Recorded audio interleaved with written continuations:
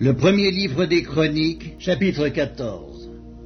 Hiram, roi de Tyr, envoya des messagers à David, et du bois de cèdre, et des tailleurs de pierre, et des charpentiers, pour lui bâtir une maison. David reconnut que l'Éternel l'affermissait comme roi d'Israël, et que son royaume était haut élevé à cause de son peuple d'Israël. David prit encore des femmes à Jérusalem, et il engendra encore des fils et des filles. Voici les noms de ceux qui lui naquirent à Jérusalem: Shammua, Shobab, Nathan, Salomon, Jibhar, Eliskua, Elphélet, Noga, Népheg, Japhia, Eliskama, Béliada et Éliphélet.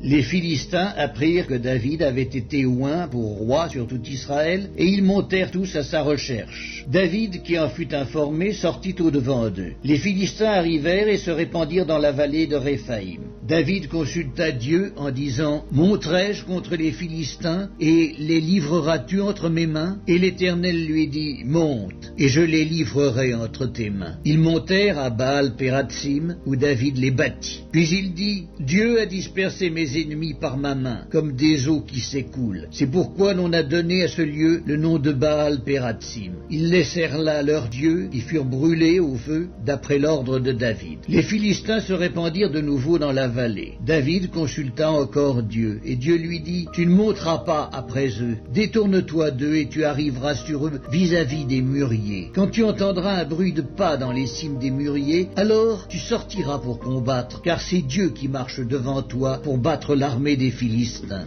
David fit ce que Dieu lui avait ordonné, et l'armée des Philistins fut battue depuis Gabaon jusqu'à Gézer. La renommée de David se répandit dans tous les pays, et l'Éternel le rendit redoutable à toutes les nations.